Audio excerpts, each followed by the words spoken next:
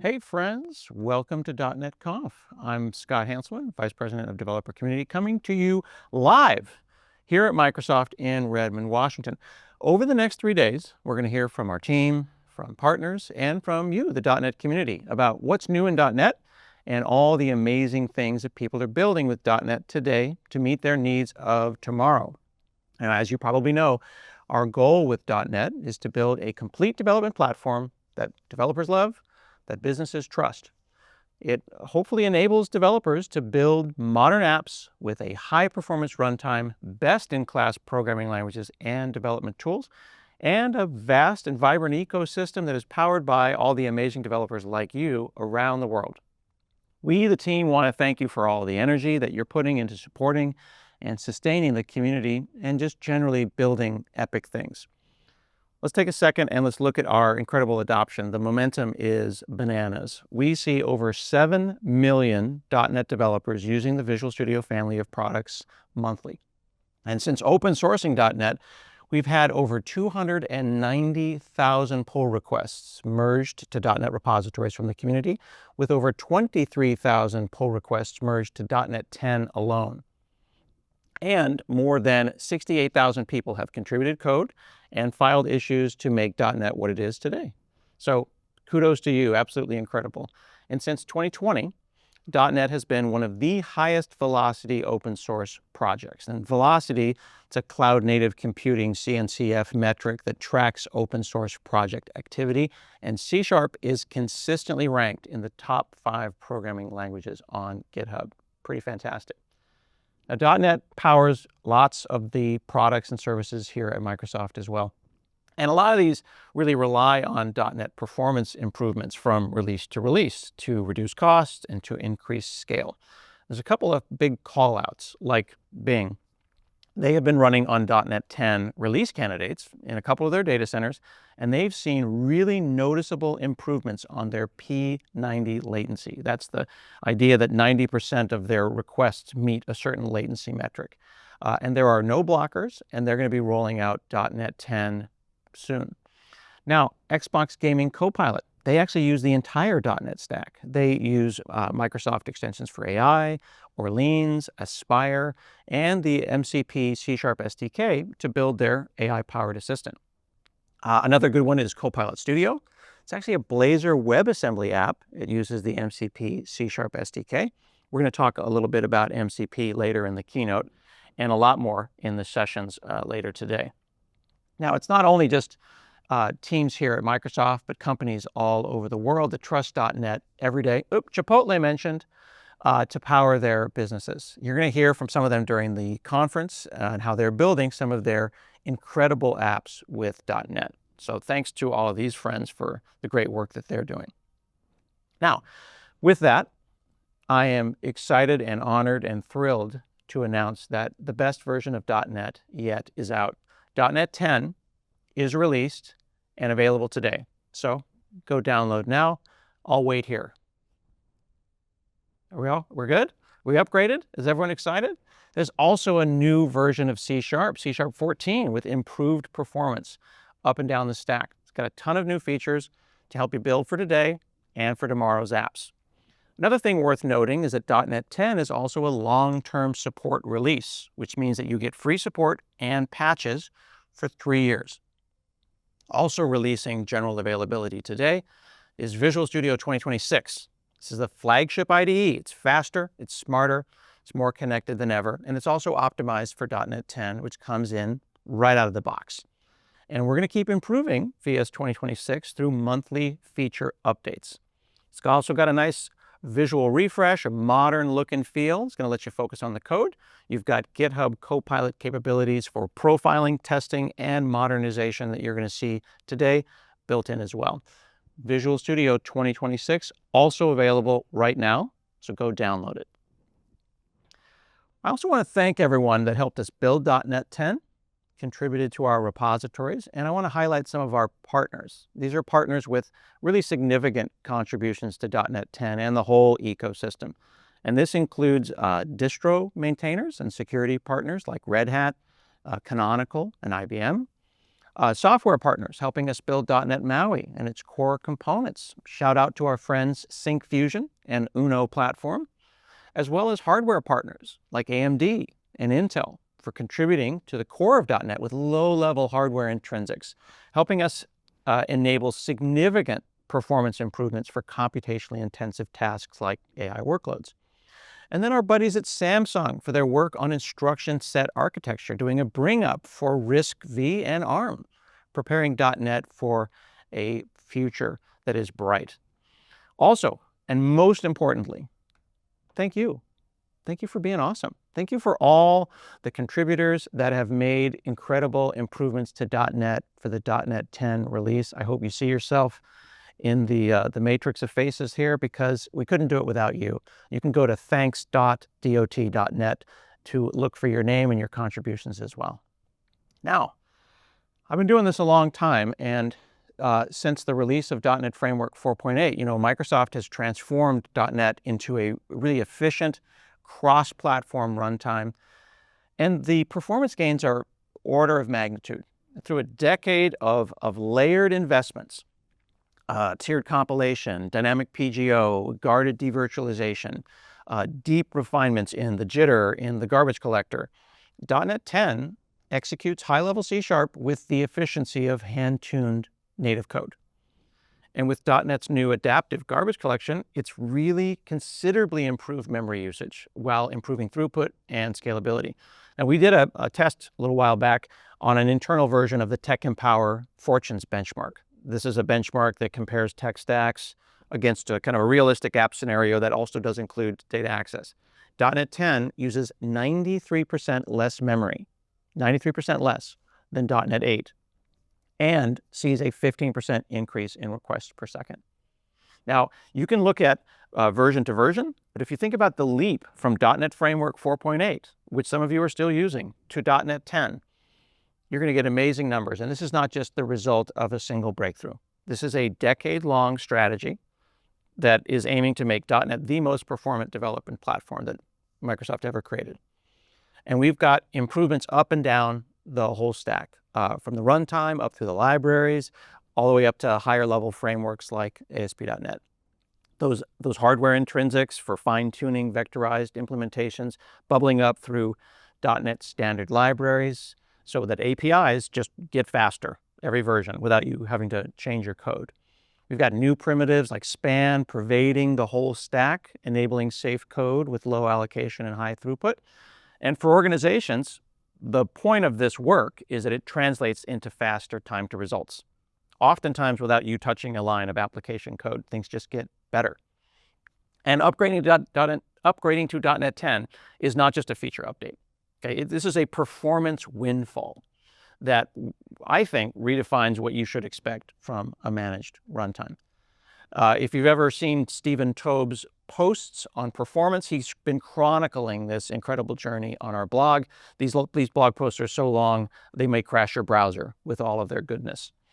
There is a ton of amazing stuff in our new secure, fast, and future-ready .NET 10. I'm just going to call out a couple here and look at the slides. You've got those runtime improvements that we talked about. There's going to be file-based apps. We'll see a demo of that a little later with publish support, native AOT. The container support in .NET is absolutely fantastic. We've got great new stuff happening in .NET MAUI and EF Core, security improvements all the way through, and then goodness in ASP.NET Core with passkeys. And there's so much more on this slide. I could go for another 10 or 15 minutes. But there's also C# 14. C# 14 introduces a ton of new features, enhancements, that'll help you write faster, more extensible, and more elegant code. These are a couple of my faves. Null conditional assignment, look at that. Customer with a question mark.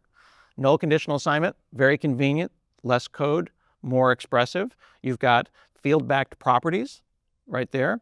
And then extension members, those are my top 3 faves. We've also got other ones as well we're going to learn about over the next couple of days.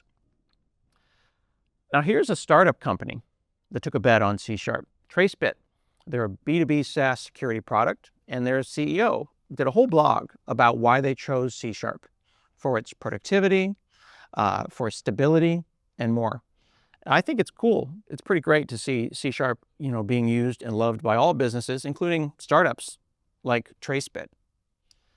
Now, before we get to demos that show off C# 14 and .NET 10, I want to bring Maddie, product manager for Aspire, out. And they're also releasing a new version today. Thank you, Scott. Amid everything we shipped this year, one .NET product has really taken on a life of its own. We first showed .NET Aspire here at .NET Conf 2 years ago as a way to turn on the things .NET has had for years. Logging, OpenTelemetry, resiliency, service discovery, all these building blocks that were already there, Aspire just brought them together to work seamlessly right out of the box. With Aspire, you define your distributed app in C#. So that's your web apps, your APIs, your databases, your queues, your front ends, all modeled with strongly typed code and full IntelliSense. Instead of juggling scripts and multiple startup projects and connection strings, you just run and debug the whole thing locally with a single F5, and then you can deploy to the cloud without changing a line. As Aspire gained momentum, teams started asking, can we plug in a JavaScript front end or a Python inference script? And the answer quickly became yes. So we did a bit of a rebrand. We're not .NET Aspire anymore, we're just Aspire. But it's still built with .NET, from the native AOT CLI to the Blazor dashboard that visualizes it all. And it's easy to extend with integrations, which are NuGet packages written in C# that light up diagnostics, config, and more for your app in any stack. The app host and CLI define and run your stack, integrations connect any service or language, and the dashboard gives you a live view of every log, endpoint, trace, and environment variable, all wired up automatically for .NET apps. Then you can deploy it all in one shot with Aspire itself or as part of your existing workflow. Alongside .NET 10, we shipped Aspire 13 today, which, you guessed it, is our biggest release yet. This version takes that same code-first experience and makes it feel right at home across stacks. So now you can model and run apps with JavaScript and Python just as easily as you can with .NET. So if you've been looking for a way to get your non-.NET friends to finally give .NET a chance, now is a pretty good time, especially with our CLI and makes setup even faster.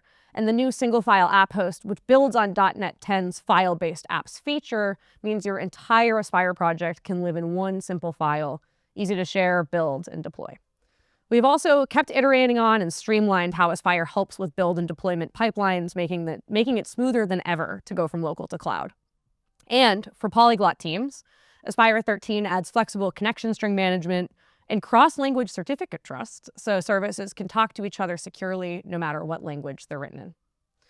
The best part of Aspire is developers are already putting it to work.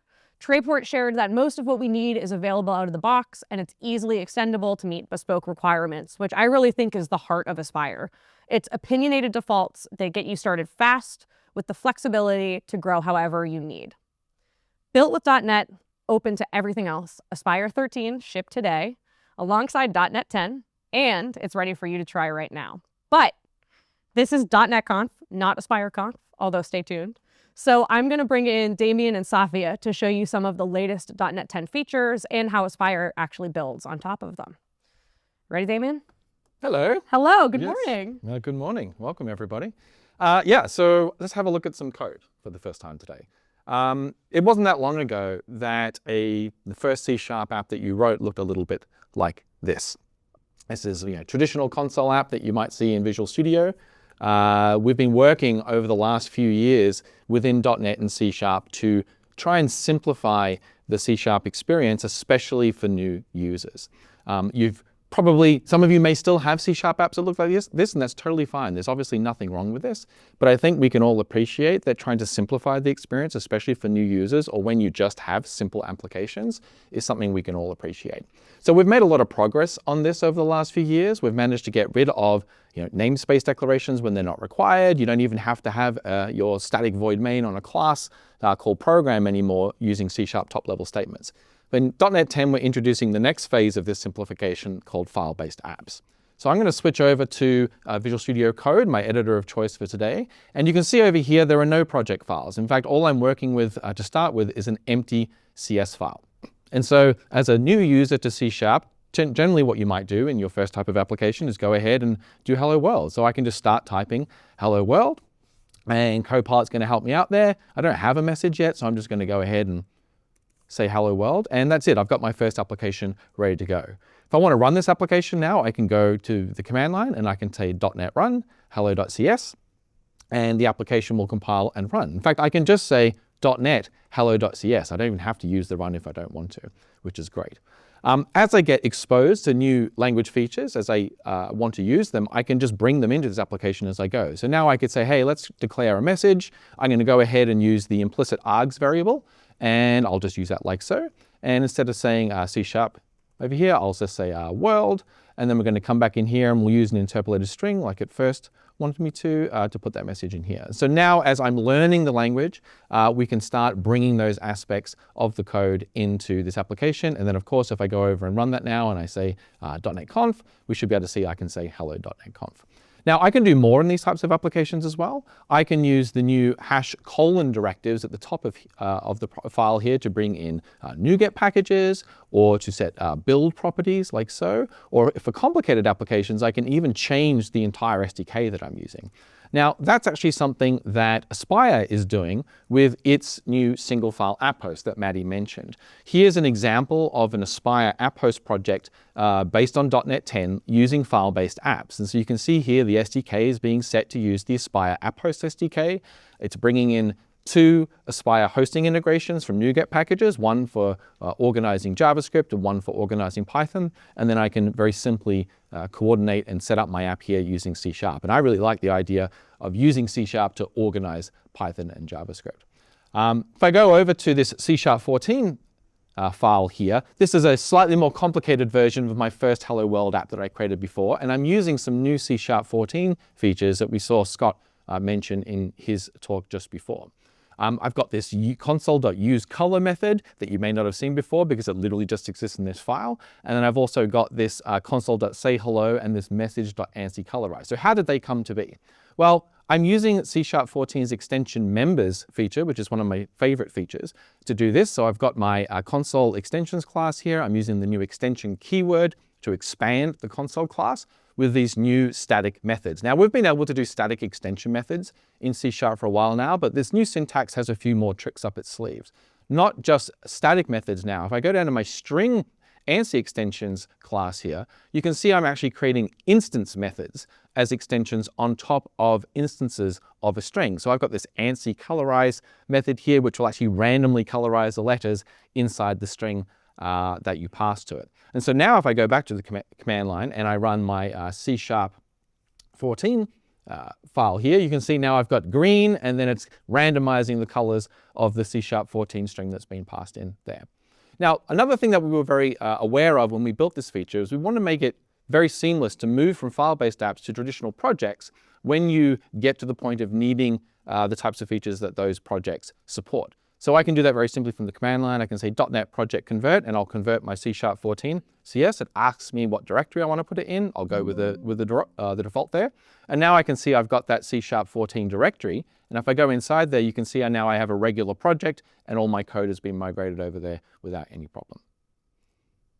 So there you go. That was great. Thank you. Excellent. File-based apps, probably my favorite .NET 10 feature. There are a lot, but that was good. Crisp live demo. Thank you very much. And the best part about the CS Proj is you could open it up in VS 2026. I absolutely which could. shipped today. Yep, absolutely. Just FYI. When can I hear you talk more about file-based apps, Damien? Yeah, so I'll be giving a talk on this tomorrow, tomorrow Awesome. morning my time. So about 25 minutes, I'll get to go through a lot more features. So tune in. I'm excited. Okay. All right. We're going to turn it over to Safia, who's going to show us how so all of these things and some of the other new .NET features come together in a slightly more real app, which is our Aspire Fridays bingo app. So Safia has been fixing it up. It's the same one we use on our weekly streams on the Aspire channel, which is the Aspire Fridays stream. We add Aspire to real apps. It's always a good time. But if you know the story of how the bingo app came to be, it was a little bit vibe coded. So Safia and the team have been polishing it up. They've been adding the latest .NET 10 and ASP.NET Core and Blazor features. And it's a really good demo app because it's everything Aspire was built for. It's polyglot. It's got a JavaScript front end and a Blazor admin portal front end. It's got .NET. It's got SignalR. It's got multiple concurrent users. And it's fully deployed to the cloud with Aspire. So take it away, Safia. Let's see what you added. Absolutely. So as you mentioned, the Aspire Fridays Bingo app keeps things pretty interesting for people who are tuning in to the live stream on Fridays. Now, it's just a web app, so if people wanted to follow along with the stream on their phones, it's a little bit hard to do now, but I fixed that. I have MAUIfied the app, and I'm taking advantage of the upcoming Aspire integration for MAUI to set up my Aspire app to support simulation via a local iOS simulator. You'll notice that I've got the iOS simulator running in my Aspire dashboard right now. And if we take a peek, there's our Aspire Fridays Bingo app running right in my iOS simulator via MAUI. Pretty neat. Soon you can play the game while watching the stream on your device. Now, that's not the only improvement that we've made. To enhance this API, we've added a couple of supporting backend features. Let's take a look at the OpenAPI docs for the administrator board that we've created that lets us manage games live while they're occurring so that we can monitor how people are interacting with Bingo, who's winning, and who's got a streak going. So let's take a look at those OpenAPI docs. And right at the top, I'm going to notice one of the big new features in .NET 10, which is support for OpenAPI 3.1. Now, despite being a minor version bump, OpenAPI 3.1 is actually a major overhaul to the OpenAPI specification because it makes OpenAPI a true superset of JSON schema, which brings a ton of benefits around validation and tooling support, and it improves OpenAPI's interop across the stack. So starting in .NET 10, you'll get OpenAPI 3.1 support right out the box. There's something else going on here in my OpenAPI documentation, which is all of these fantastic descriptions that I've got on the side for my API endpoints. For example, the post endpoint for creating a new bingo square has text descriptions that describe what the API does and what features and inputs it requires. This is supported by the fact that now XML doc comments on endpoints are automatically integrated into APIs in OpenAPI. If I take a look at my application code, I'll see that I have a bunch of XML comments on my create square handler, and these automatically appear in my OpenAPI documentation. You don't have to worry about duplicating XML and attributes in your code. What shows up in your doc comments is automatically there in your live API. All right, that's pretty neat. APIs are great, but let's take a look at the admin UI, which is implemented in Blazor. On the home page, we'll see one of the new features, which is passkey authentication support, brought in by enhancements to Blazor components and ASP.NET Core's identity APIs, which lets me log in with passkey to our admin dashboard application, all with my finger. Super neat. Once we landed on the admin portal, it loads up pretty quickly. We'll notice that we've got a connected clients UI. This UI lets me see the clients that are connected to my application, and it loads up pretty quickly. This is all supported by the new persistent state attribute in Blazor. This attribute allows me to indicate that state should be persisted across pre-rendering, so I'm not prefetching that list when my state comes live on the client. Pretty neat. I've been working on adding a new feature to the board management, which lets me add new squares. I'm going to go ahead and try this out and commit my idea for a new square to add. We'll call this new card for now. We'll notice something interesting has happened. Validation on the client side has kicked in via Blazor to let me know that the ID that I provided is not valid. What's going on here is actually pretty neat, and to show you why it's neat, I'm going to jump back to my API backend, and we'll try and send the same request via API to a minimal API backend. So I'll go put in new card, hit send, and we'll see we get the same error back. This is supported by the new generic model validation support in ASP.NET Core, which allows frameworks to tap into an extensible validation framework that allows you to validate nested complex types from anywhere. And here it's used in Blazor and minimal APIs. I'm liking what I have so far, so I think I'm ready to deploy it. I'm going to jump over to my application and hit Aspire Deploy. This is going to take our code from my local machine to an Azure Container Apps instance, where it'll be deployed and accessible for everyone to view. Here's that running instance right there. And thanks to all of .NET's great perf characteristics, I can run more workloads on fewer containers, allowing me to save costs without compromising on performance. All of these features make it super accessible to build fast, reliable applications that are cohesive from client to cloud with .NET 10. Yay! Thank you, Safia. That was great. Thank you. We will talk a little bit more about the new deployment stuff for Aspire in the Aspire session later this morning, Pacific time, afternoon, evening, middle of the night, wherever you are in the world. But we're going to turn it back to Scott now to show you just how you can take advantage of all of these new things by modernizing your app to the latest .NET and C#. All right, good stuff. My friends, have you ever opened an old .NET app expecting a quick upgrade, only to find yourself in a world of pain, chasing broken builds and cryptic errors? You are not alone. I've been there. This is a safe space. We can talk about it.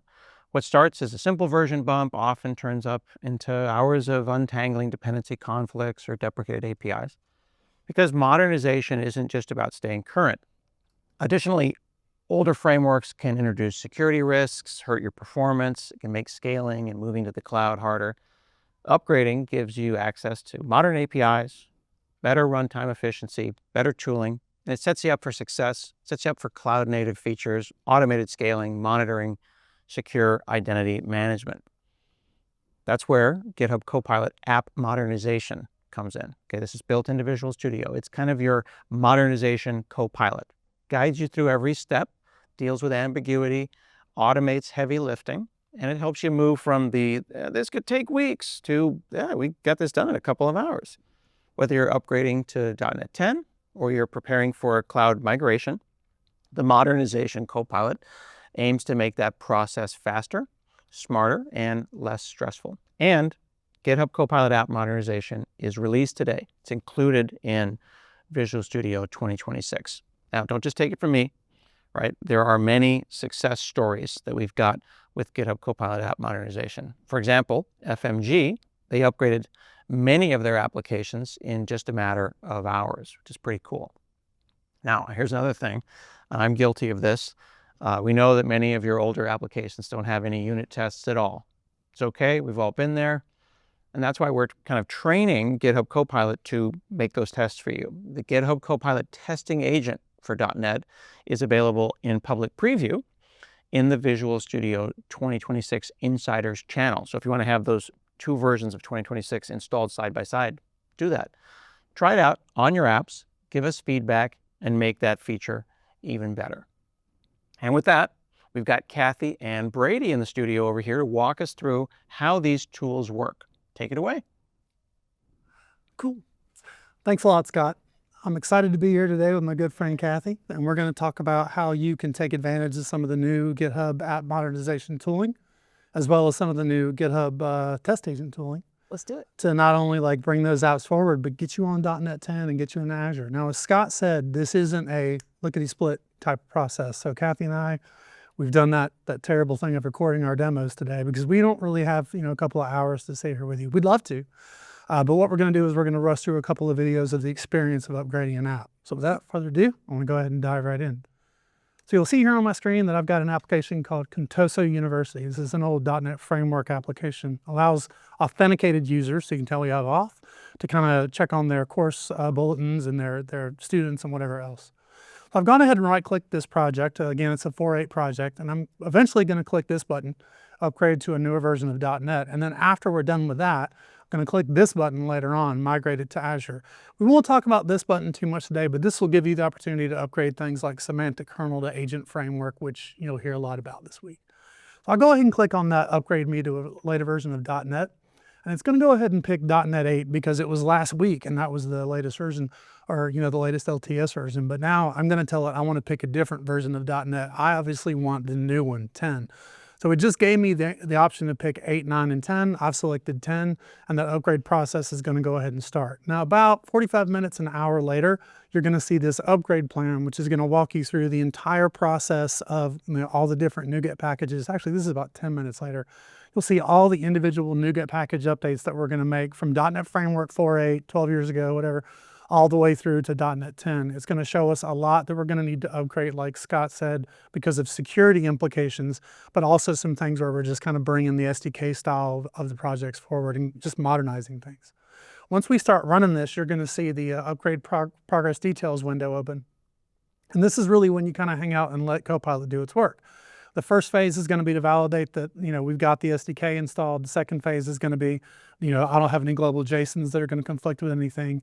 And then the third phase, which again takes about a half hour, is that upgrade process. It depends on the size of your project or your solution.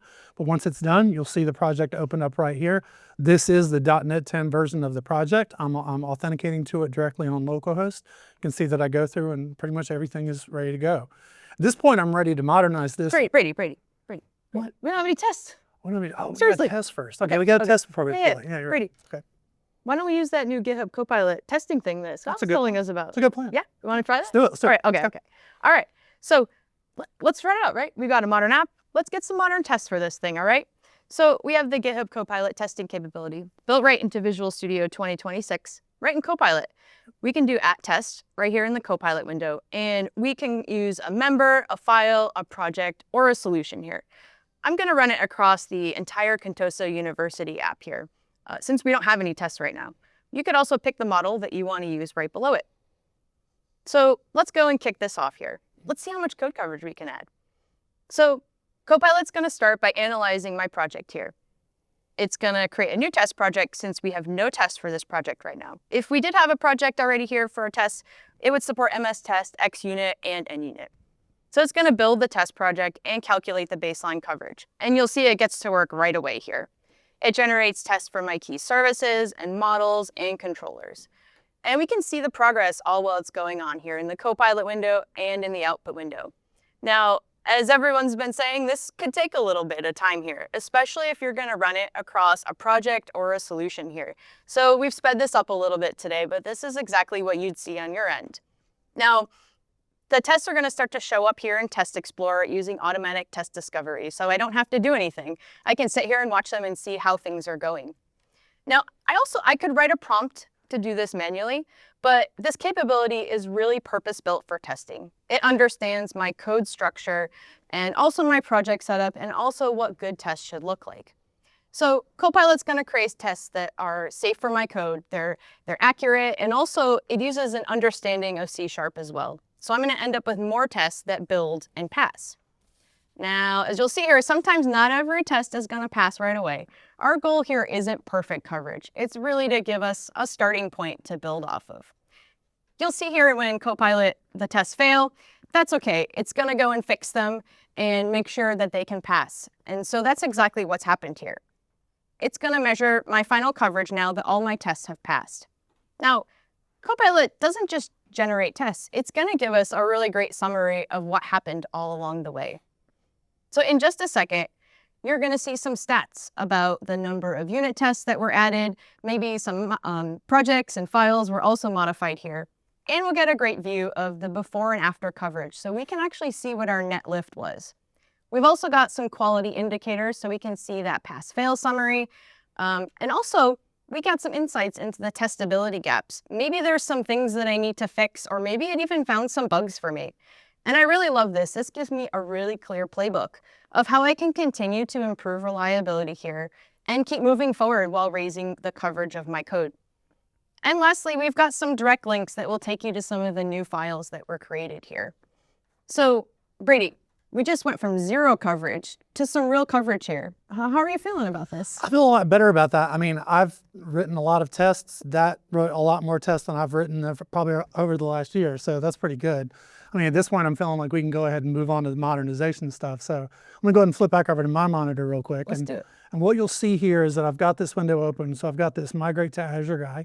I'm going to go ahead and click that button and get my video kind of rolling up here again. Now, what this Migrate to Azure phase is going to do is it's actually going to open up, you'll see in a second, we're going to run an assessment report. So that assessment report will basically scan my project, scan all the dependencies that I have, make some recommendations on next steps that I can do to actually take my application into Azure. You'll see down at the bottom I'll have a list. That first one's pretty daunting. This menu right here will give me the opportunity to select if I want app service, Kubernetes, MI or anything else. I can actually pick from that list, and this will tailor that experience. I'm really just going to containerize this, so it doesn't matter too much what I select, because I'm not going to get into the bicep yet. I'm going to deploy this to app service on Linux, so I probably should have selected that. But Right up here, you'll see that I've gone ahead and clicked the Migrate from Windows AD to Enter ID button. Not that auth isn't, fun to do, but after about 15, 20 minutes, it's actually converted all of that code over to use Enter ID. It's gone ahead and configured it, and fortunately, it put my Azure AD settings directly into my app config. I'll need to move those out to secrets. But when I run this, it's going to go ahead and prompt me and ask me to log in. My logins are already working. I've got that Enter ID app registration up in the cloud, and it goes ahead and asks me directly to localhost. Now I'm going to run that assessment report again to kind of see, did it catch that Enter ID? It did. Now the second phase is going to be, to migrate kind of my libraries and my connection strings that kind of depend on SQL on-premise to go to Azure SQL. And that's not a lot of changes. It basically changed a couple of config. We'd already changed a lot of the libraries during that .NET upgrade process. So that one kind of took, a lot less time. At this point, I want to go ahead and create my own development environment. So I'll use my typical right-click deploy, not to production. I'm only right-clicking to my independent dev environment. And before I go further, for those of you that don't like the idea of right-click deploying, we've given you the ability to use GitHub Actions and Azure DevOps with the introduction of Visual 2026. You've got the capability that you can generate those CI/CD scripts and commit those directly to your repo. So you don't have to do right-click publish. You can automate your existence and use all those great CI/CD capabilities directly from within VS. The Azure DevOps stuff is brand new. So I'll click Finish here, and then I'll go ahead and create our publish profile. And once that's created, I'll see this Publish button up at the top. I'm going to click that and go ahead and rush that just a little bit, wait for the publish process to complete. It takes about 2-3 minutes. It's going to publish all those bits directly out to Azure App Service Linux. I'm going to copy the URL of the site to my clipboard before I click it, and then there's the site. This is actually the site running up in Azure App Service Linux. If I were to click on this student list, of course, it's going to ask me to authenticate. So I'm going to go over to my Enter ID tenant because everybody loves to do that. I'll click here. I'll add this URL here. I will put in that sign in OIDC suffix. And once I do my login here again, the student list should authenticate me. I'll go ahead and auth, and we're done. So you can see that I didn't have to really dive into the code. Essentially, I just used the GitHub app modernization capabilities for not only upgrading my application from .NET Framework directly to .NET 10. Then Kathy showed us how you could actually generate. How many tests did you actually generate? A couple? There were hundreds. Hundreds of tests. Wow. And that process, when you've run it before, a couple of hours to really generate a bunch. It's 1-2 hours. 1-2 hours. Okay, cool. So think in 3 or 4 hours of time, you've converted, you've rewritten your test, you've rewritten your migration strategy, you've set up your auth. You didn't even touch anything. So that kind of gets you, as Kathy said, a really, really nice foothold to kind of really dive in and take advantage of some of the awesome new features. But I'm going to hand it back over to our other friends, Scott, Maria, and Allie now to talk about coming up in .NET 10 VS. Thanks a lot. Fantastic. Thank you, Brady and Kathy. I am joined by Allie and Maria, and we're going to show you some of the tools and the frameworks that you can use to take advantage of AI when you're building your .NET apps. Now, the .NET team builds the platform. They integrate the tools that you need to build your intelligent apps intelligently. And whether that's providing essential building blocks as part of the .NET platform, providing C# SDKs and extensions for AI experiences, or connecting .NET developers to the entire ecosystem of LLMs to build agentic apps with .NET. And as you just saw, .NET also integrates into that agentic DevOps lifecycle of tools that provide these AI-powered agents to help you write and test and modernize and upgrade your code, as well as deploying the apps and keeping them running smoothly. Aspire will streamline the development and testing and deployment of these systems. Now let's take a look at some of the bold partnerships and the powerful AI that are built on .NET and Aspire that are inspiring the next generation of innovators in both industry and academia. This is what happens when vision meets technology. Let's go ahead and roll that video.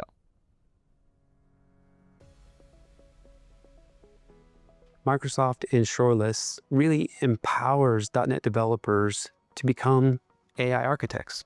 Texas A&M University, in partnership with Microsoft and Shoreless AI, is not just preparing our students for the future, we're defining what the future is going to look like together. Most of the time when we go in and first meet with a client, they're really struggling with how to get started. They just don't know where to go with AI. We help them move from being AI followers to AI leaders. Shoreless actually models and organizations. So it's like being able to create an entire virtual organization that sits next to your existing organization. And you have the ability to interact with those agent workers in the same way that you would interact with any of your coworkers. Everything that we have here at Shoreless is built in .NET. And with Copilot, a lot of the tools are built right into Visual Studio and our development environment for us to be able to deploy faster and to be able to code faster as well. So instead of taking months to do it, we take a matter of days, and we're able to really help them dig deeper and deeper into it so that they can find more ways to make revenue or reduce costs. At Mays Business School, our vision is building a better future through business. And we wanted to create a competition that would bring some of the brightest minds, young minds, undergraduate students who are founders of businesses to our campus. The pitch competition was the first of its kind from a national perspective across universities. We had over 100 different applicants from across the nation, across 37 different universities apply. It's all about getting students to dream about the future of our country and the world, to use AI to build great businesses, and to think about how AI can transform society through business, and come up here and present their ideas. And hopefully their best ideas get funded, and we all move forward as a society because of our students. It was essential that we use an enterprise-level AI tool like Shoreless AI, just to cut down on the sheer hours it would take to evaluate all of the submissions and to maintain the integrity of the evaluation process. The fact that they were built on .NET, but also on the Microsoft Azure platform. And they gave them a leg up to the point that it was a no-brainer for us to just go with it. Shoreless AI helped us center our realities to the biases that are out there. Shoreless acted like a totally independent judge, and it provided unique insights. We just don't want to run another competition. We want to set the tone for how competitions of tomorrow should work. Texas A&M, Shoreless, and Microsoft. This is just the beginning. We've just scratched the surface of what we can do together. AI is defining and shaping the future. We want our students to be leading it.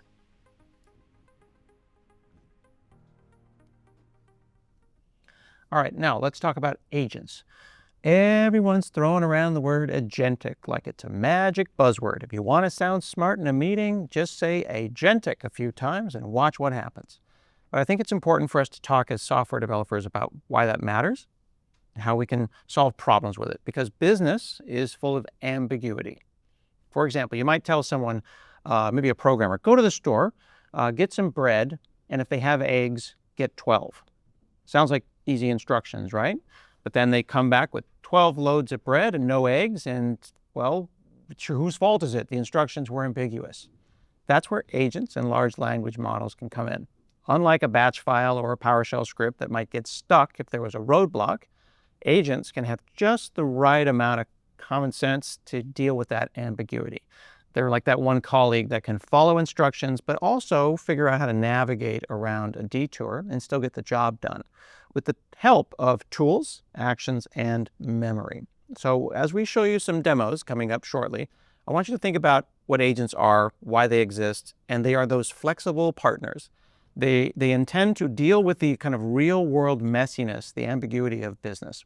They don't just run on a schedule, they adapt, and they try to bring a kind of human-like reasoning into the equation. And that's the power that we want to show you today. Okay? Now, last year, we talked about semantic kernel, we talked about AutoGen. These are two frameworks that simplified making agents. Those two have come together, and they are now Microsoft Agent Framework, still built on the same building block, that same Microsoft extensions for AI. This simplifies agent development, but it also provides this foundational building block that will give you the flexibility and the power to, to build safe, responsible, interactive, and robust AI apps. Okay? Now, Microsoft Agent Framework is in public preview, but it releases .NET and Python packages weekly on GitHub and NuGet. And the latest release includes support for AGUI protocol, as well as interactive developer UIs for you to visualize, debug, and test agents and workflows. Now, in addition to Agent Framework, one of the key technologies that we're investing in is Model Context Protocol, or MCP. And the goal of MCP is to be kind of a standard mechanism. It's the USB for AI. So AI models can use tools, use resources, and then extend their knowledge and capabilities beyond what the LLM understands in its initial training. So we've built MCP support into the development tools. So Visual Studio Code, we've got developed MCP servers that plug into them, like Azure and Playwright and GitHub, which is super cool, okay? So back to our diagram of an agent. You can build your own MCP servers, whatever you like, so that your agents can get that additional context that's specific to your business, to your problems, to your specialized tools. And it'll make your agents even more capable. So you are in control. Now, there are official MCP SDKs available for all the popular languages, including God's favorite, C#. Okay? So beginning in March of this year, we started collaborating with Anthropic to create and maintain an official C# SDK for MCP. And many of the Microsoft products that now support MCP are using that SDK, including Windows itself, including Visual Studio, including Copilot Studio. So Ali and Maria and I are going to kind of explore intelligence with .NET 10, and I'll go first. So on my machine right here, I use GitHub Copilot. Now I tend to use it in the CLI because I like Windows Terminal. You can see I've got PowerShell and Ubuntu. So I'm using the GitHub Copilot CLI, that command line interface, and I told it to draw me an ASCII diagram to get a sense of understanding my podcast website. So GitHub Copilot drew me this really cool ASCII diagram of my code base. This is my ASP.NET code base that I will soon modernize with our modernization tools.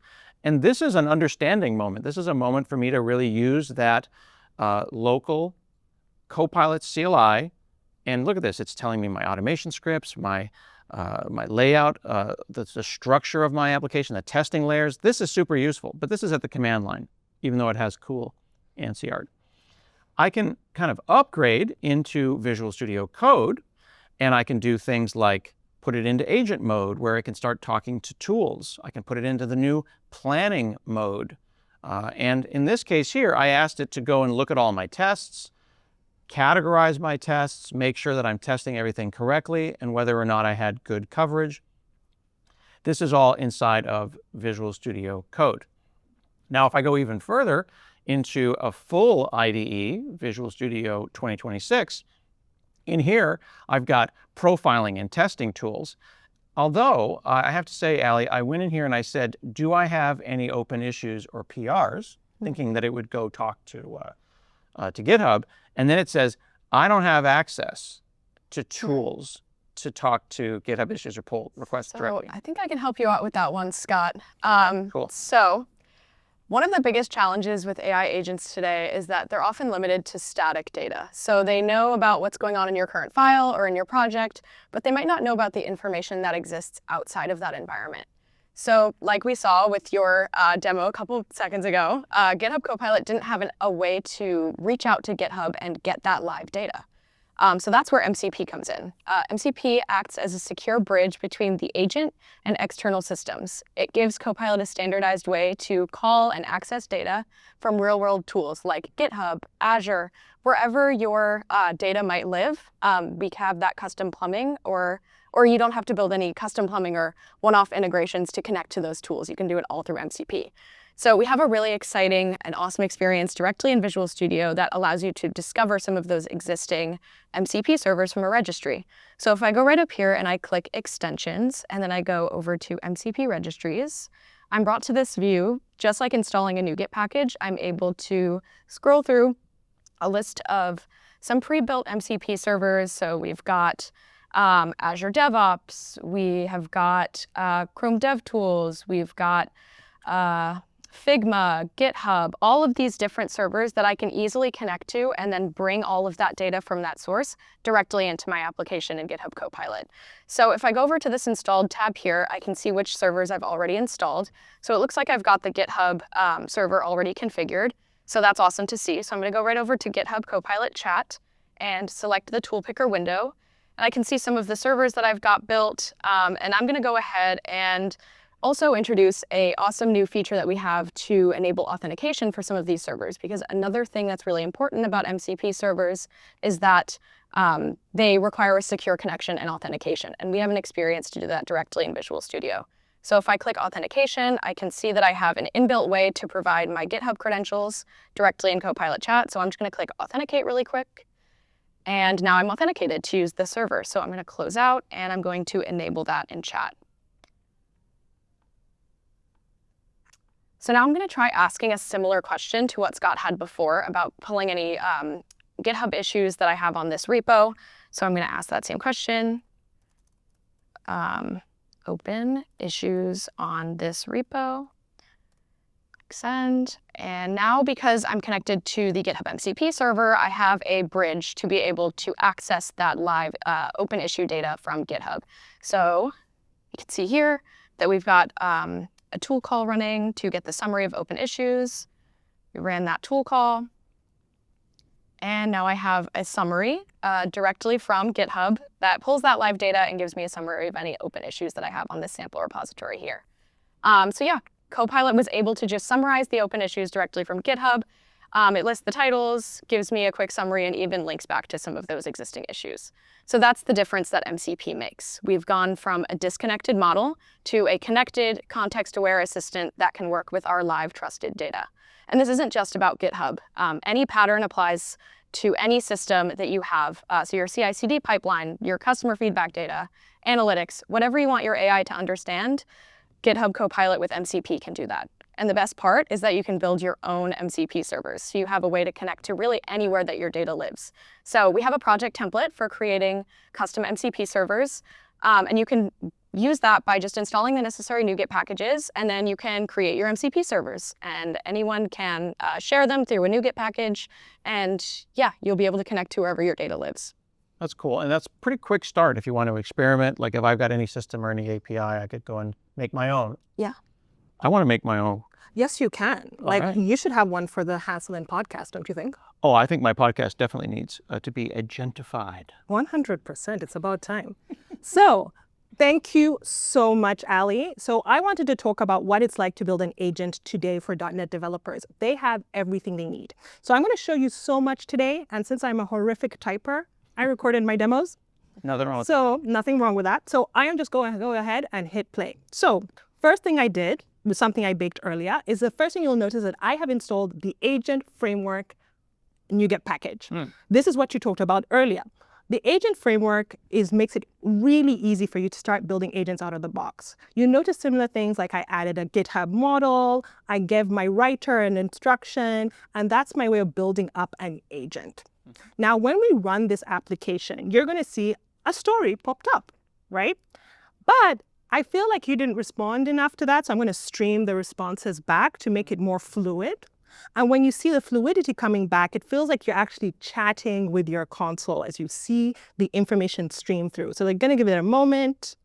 It's going to stream in through. Nice. And it's pretty smooth. But now, when you're building an agent, it is more than just using one agent to do everything. Usually hand it off into different tasks. So we're going to build an editor agent using the agent framework, which makes it super well for you to orchestrate patterns across your application sequentially. So it's handing it off naturally to the next agent to complete the task. So our editor agent is going to do like the formal improvement of writing, so our book is actually readable. So when we run this, you will notice that you will see two agents. So we're just going to give that a quick run, and you're going to notice two agents pop up in a second, right? The first one is a writer assistant agent that's generating the content now, and the next one is the editor agent. So there we have the writer, and there we have the editor, right? So these are two agents working together to complete a task. Okay. And this is all made incredibly simply through the agent framework today. That's pretty cool, right? It is cool. So we talked about tools. Tools make your agent better. So we're going to give our editor tool the ability to actually format the information coming back. So when you create the formatter tool, when you run the application, you should see not just the story, but it's also given it a title, which we expect our editors to help us with. So that is what we get from the agent framework.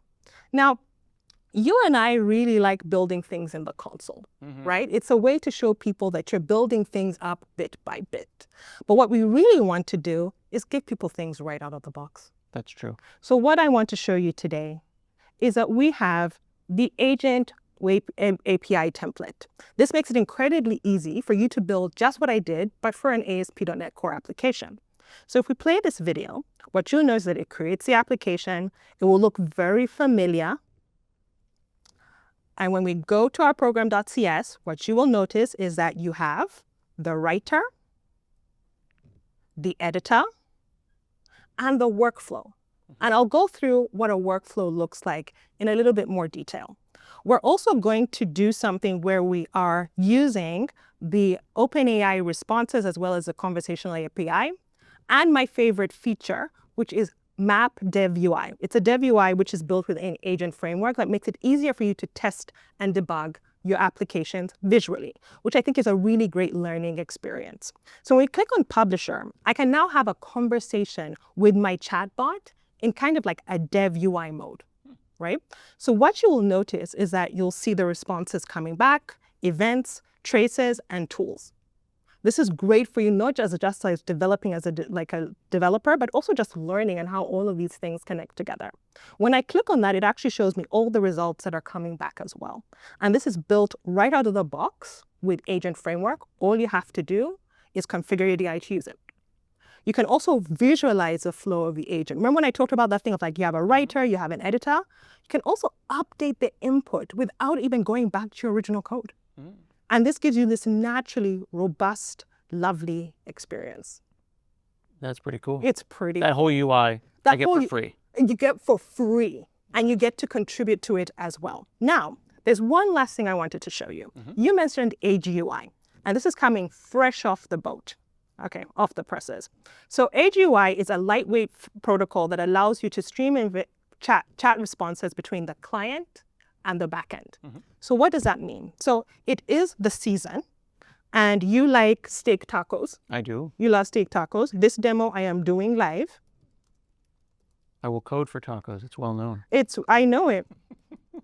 Right? So when you run this, what you will notice is that as the response is being sent to the LLM, you're seeing it bounce back in real time in the UI. And this is all using AGUI. See, this is moving beyond chatbots. It's moving beyond chatbots, which we really like. Now, for all the .NET developers at home, you must be asking yourself, what about me? How do I use this? You can. Using Blazor today, you can actually embed these chat clients, these AGUI protocols into your Blazor application. So when you notice in this, and I'm just going to speed through a little bit over here to save us time, you'll notice I have my Blazor app, I have my web API, and I have my app host, because I have a tiny little surprise at the end. Okay. Tiny little surprise. So what you'll notice is that in my web API, you'll see the AGUI package. You'll see it configured over here. Let's just go to that real quick. Then we'll go over to the Blazor application as well, where you'll see the same happening in a Blazor component. Right? So in our Blazor component right over here, you'll also see the package. And AGUI is a standard. It is a new standard built on top of MCP. Love it. Everything is united in this platform. We love it. So when we run this application, we launch our Blazor app. This Blazor app is not fancy at all. It comes right out of our chat templates. This is all using AGUI. And you added about 3 lines of code to your entire application to get that working. Take it. Which is pretty cool. Now, everywhere we are sprinkling a little bit of AI, and this is a feature I really wanted in Aspire. So anywhere you see the sparkle in Aspire, you know that is an AI application, and you're able to see the responses back. So whether you're using Dev UI or you're using Aspire, we kind of got you. Very cool. And that's what I have to show you today. All right. That's really neat. I like that. It makes me think about F12 tools and the kind of tools we got when we did REST APIs. And now you plug in the chatbot, you have your REST APIs and your debuggable tracing. And now you do the same thing with chatbots and seeing them talking to each other. Kind of like Spider UI. Very cool. Exactly. All right. That is a fantastic demo from Maria and Ali. Thank you for your work, both of you. We appreciate you. We are now going to dig deeper into Visual Studio 2026. and some of the features that you're going to get with the release today. So thank you so much. I'm going to go get a taco because I was told there were tacos. And we just made one. Fantastic. All right. We'll see you soon.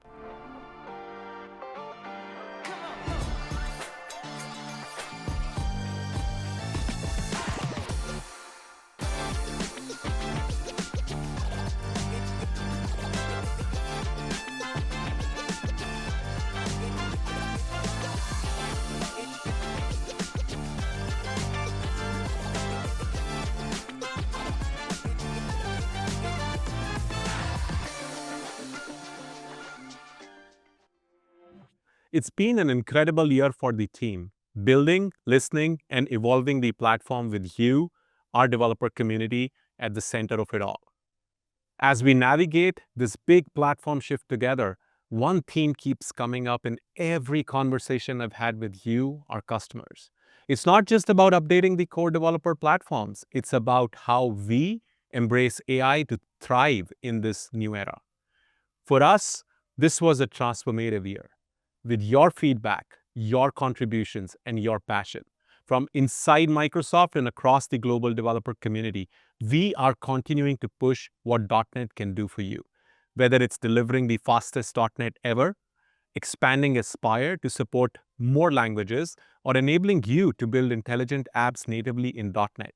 It's all about helping you build products with confidence and also migrate and modernize your existing apps to bring them into the future. But platforms alone aren't enough. Developers told us loud and clear, we want our tools to move faster, and we listened.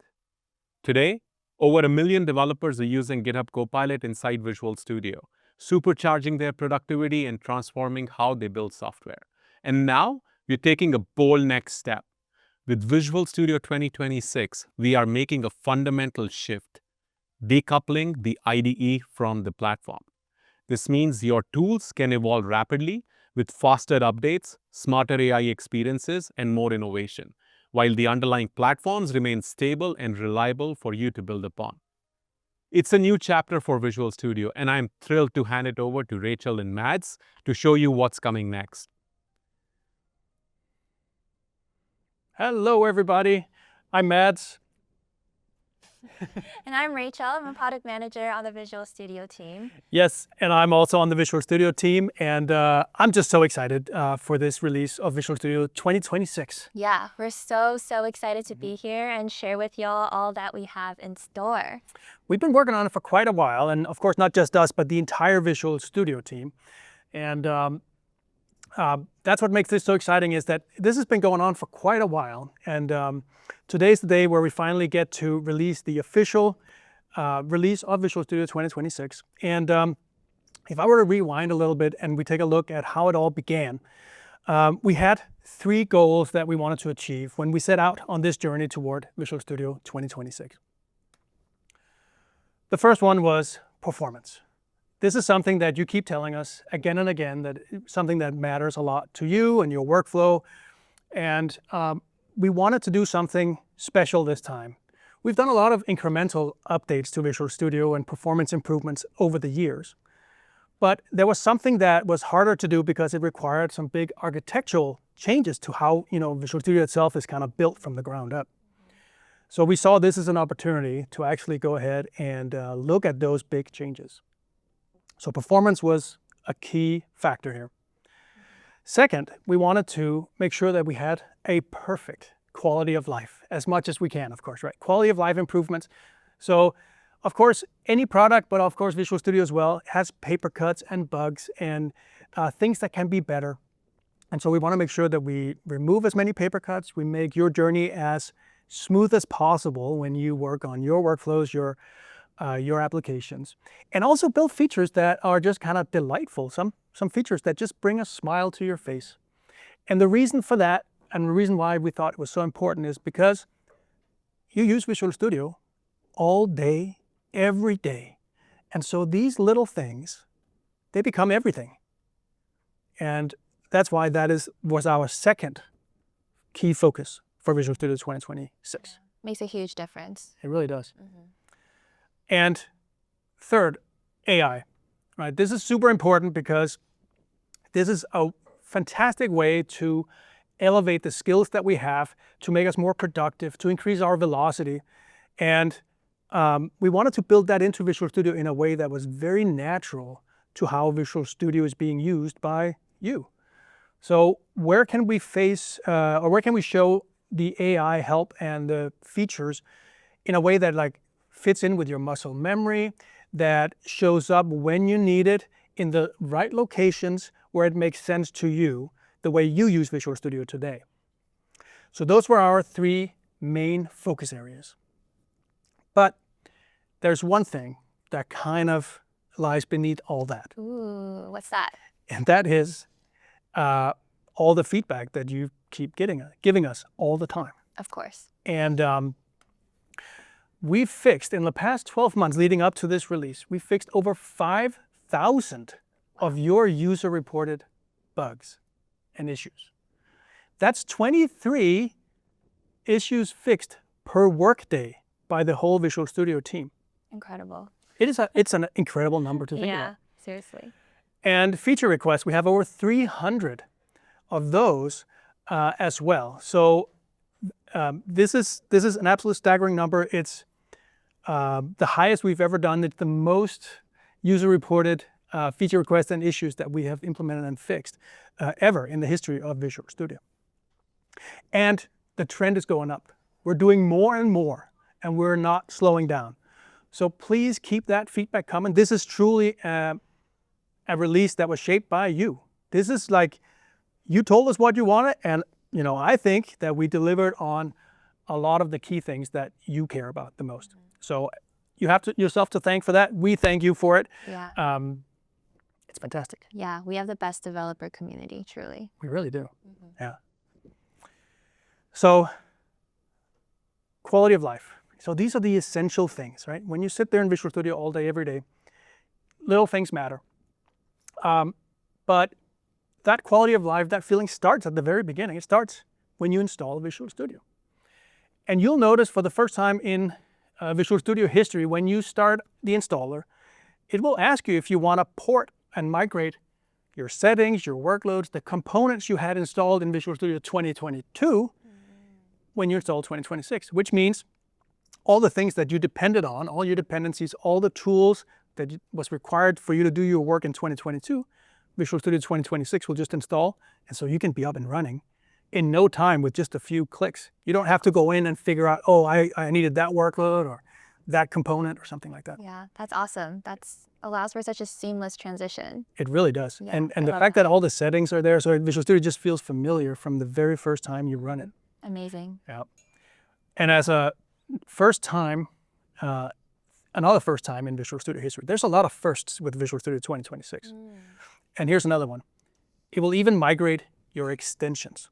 Whoa. Yeah. So Visual Studio has never been backwards compatible with all the extensions that was made for the previous major version of Visual Studio until today. There are over 4,000 extensions for Visual Studio 2022, and they work on Visual Studio 2026 without having to do anything. So all the marketplace extensions that you had installed in 2022 can be automatically migrated when you install 2026.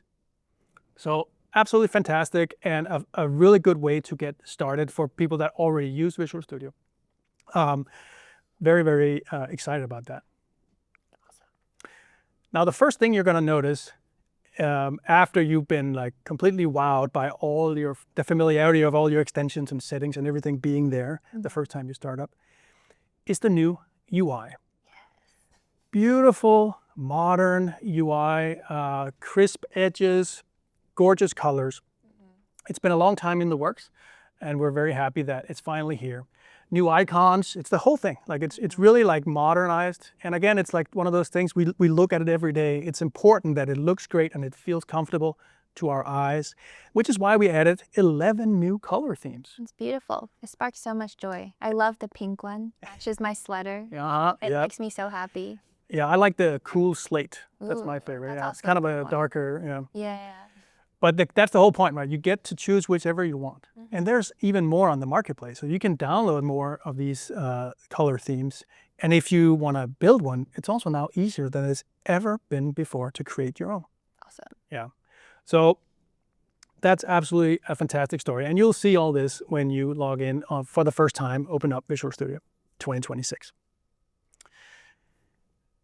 Now, let's talk performance. So some of the key aspects that we've been working on has to do with Visual Studio starting up and loading solutions. You know, and loading solutions also has something to do with when you do your Git branch switching, right? That loads the solution. So there's a lot of implications around like those metrics starting up and loading solutions. And so one of the things that we've been doing is taking something that before in Visual Studio 2022 was kind of done in sequence. And we've been able to parallelize that out onto multiple CPU cores. And what's really fantastic about that is that, first of all, that is one of those architectural big changes that I mentioned. It allows us to take advantage of the hardware that you got. And so the more cores you got, the more Visual Studio can take advantage of that and parallelize things out and speed up the execution and the startup and the solution load. So right now, and the reason I say right now is because the team is still working on improving performance. We're doubling down on that. And you're going to see kind of the first wave right now today in the release we just did today. But there's more to come. But right now, you're going to see a 30% increase in startup time. Like it's going to be better, 30% better. Solution load, almost twice as fast. That's pretty fantastic. Incredible. That's because we were able to parallelize a lot of things. Other things we've done is look at the freezes and the hangs that happens in Visual Studio. You know, it happens sometimes when you load a solution or you perform an action.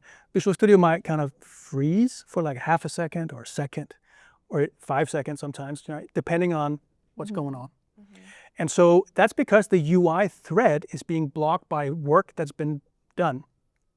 And we've now been able to take a lot of that work that was done in the UI thread and move to background threads and then also parallelize that. So Visual Studio is way more responsive. In fact, those freezes or hangs, as we call them, have been reduced by over 50%.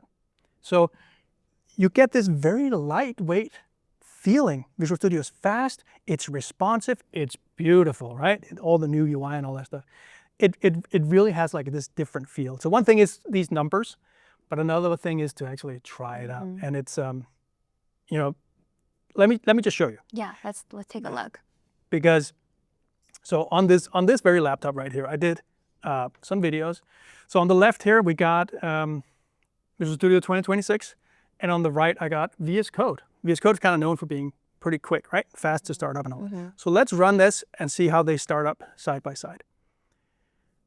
And you can see they start up pretty much exactly equal.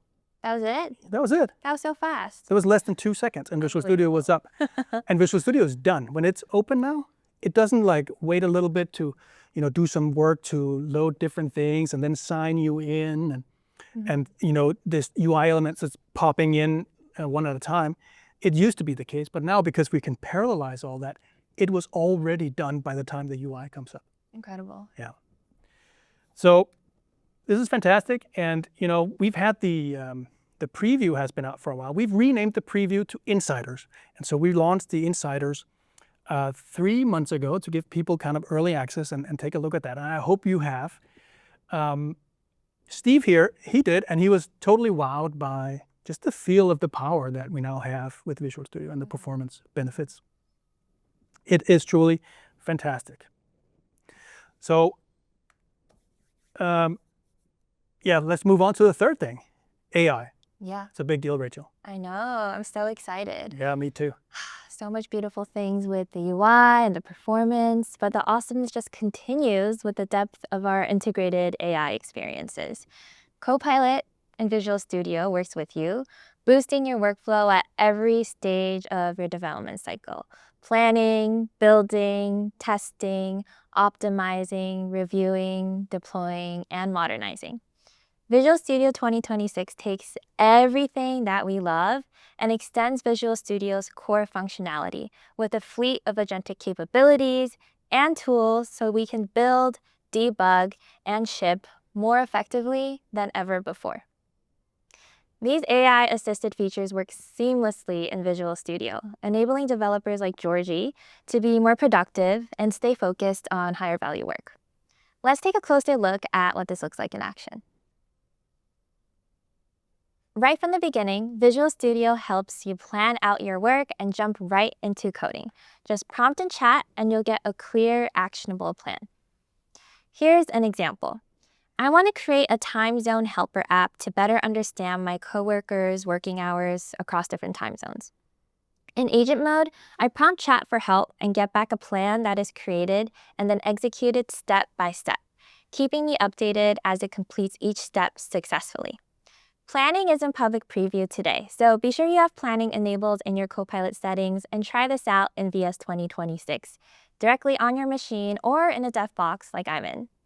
So in the end, it validates my build, and now I have the beginnings of an app that would have taken me hours to get started with otherwise. It have all of the beautiful UI and logic that I have planned out, all ready to go. That's so cool. I know, it's incredible. But, building isn't a one-time task, right? Development is continuous, and Visual Studio meets us right where we are, whether it's with the inline code suggestions right in the editor or with agent mode always at the ready to help us with larger code changes. And as Kathy showed us earlier, the testing agentic capability helps us generate comprehensive unit tests more efficiently than ever before, so we can make sure our code is foolproof. Now, sometimes we'll run into snags, or maybe we just want to investigate our code even more deeply. And Visual Studio gives us smarter ways to debug, whether that's helping us to analyze an exception or helping us to inspect our inline variables more effectively. So back in my code base, I've set a breakpoint to investigate what happens when I delete a time zone from my app. I want to inspect my list of time zones to ensure the item is removed as expected. And instead of hunting through all the items, I can ask Copilot for help. This makes inspecting variables so much quicker and easier, especially when we have hundreds or thousands of items to look through. It saves so much time. But other times, we might not know exactly what's wrong or how exactly to best optimize our code, because performance tuning can be really tricky. Yeah, it's hard. Yeah, but that's where the profiler comes in. I can simply ask Copilot for optimization suggestions, and based on my project context, it'll nudge me in the right direction. In this scenario, Copilot prompts me to launch the CPU profiler, and I click through my app for the performance trace. Now, this is a tool I've been unsure of how or when to use before. Honestly, we've got experts on the team who understand performance way better than I do, inside and out. So I usually go straight to them with my questions. But Copilot helps bridge the gap, surfacing clear, actionable insights so I know exactly what to fix. So even though I'm not a performance champion, I can now understand what's going on and collaborate better with my team. Isn't that awesome? That's so cool. Now, after those optimizations, I think we're in a pretty good place. I guess next we can review our code with our coworkers and in our pull request, and even Copilot can help out from there. But, a sanity check and self-review of my code is always helpful. It'll help boost my own confidence and save my team some time as well. So right in Visual Studio, in the Git Changes window, I click the code review icon and then click through the generated review comments. And sure enough, there are things I missed, like the phrasing of the text and the accessible color contrast ratio. And I can easily accept these suggestions directly in the IDE, tweak my code as needed, and ensure everything works as expected before I even push up my changes. Now, once the team confirms my app is good to go, we can use tools from the Azure MCP server to help us deploy our app right from the chat. And when the time comes, we'll upgrade our app to the next version of .NET seamlessly, thanks to the agentic modernization capabilities, just as Brady showed us earlier. With Copilot, we can do it all. And it's never been as fast and as easy as it is to do than it is in Visual Studio 2026. So once you download VS 2026, be sure to sign into your Copilot account. And if you're new, be sure to get started for free today. Back to you, Mads. Yeah, you know what I really liked about all the things we saw here that Rachel showed is something that fits into the stuff that we're already doing when we work, right? When we debug, when we work with the source control and all that. So it fits into what we're already doing, and it kind of levels us up. It makes us be able to do more than ever before. And so I've taken advantage of that a lot, and I know a lot of you have as well. So I'm very excited for that. Now, when it comes to upgrading Visual Studio, in the past, we have had a little bit of a coupling between Visual Studio, the IDE itself, and then the platforms that people are building upon, like whether it's C++ or .NET, all the compiler stacks and all that type of stuff. And because of that coupling, it could have been hard to update Visual Studio because that would also have updated your build tools and tool sets.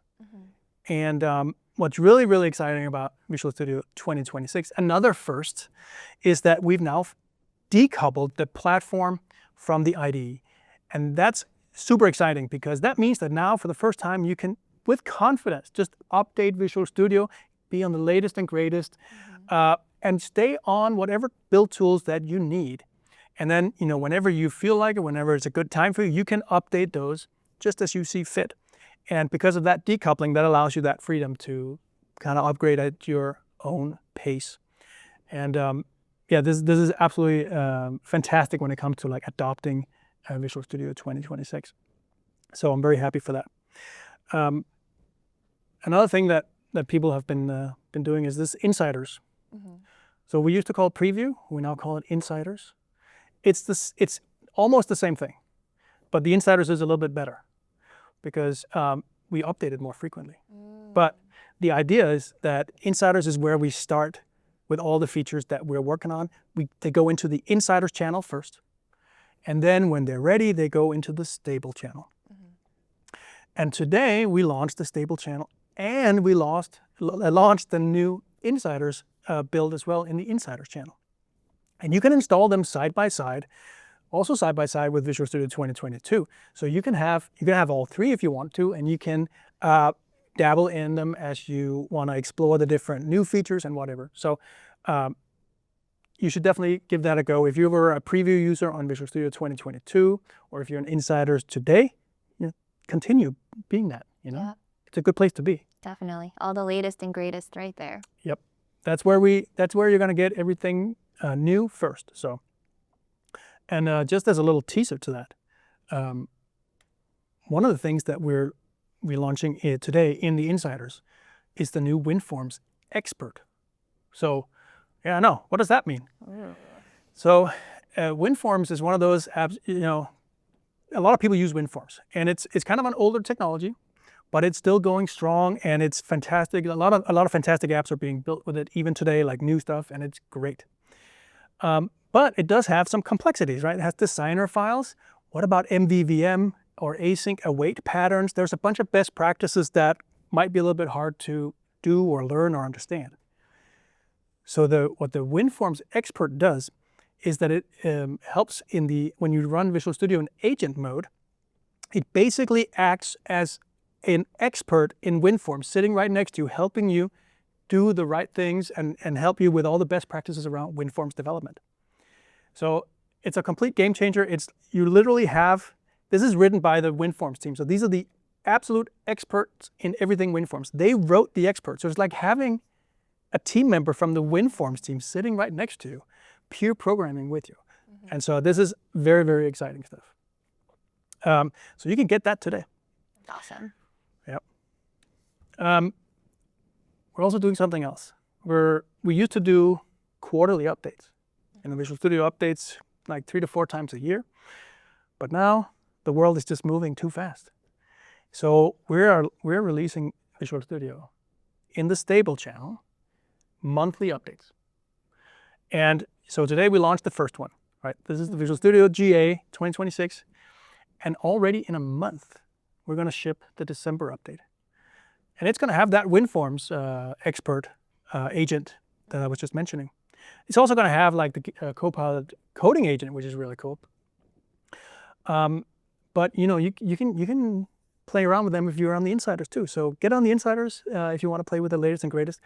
And in February, we have some great news for hot reload, some huge performance benefits.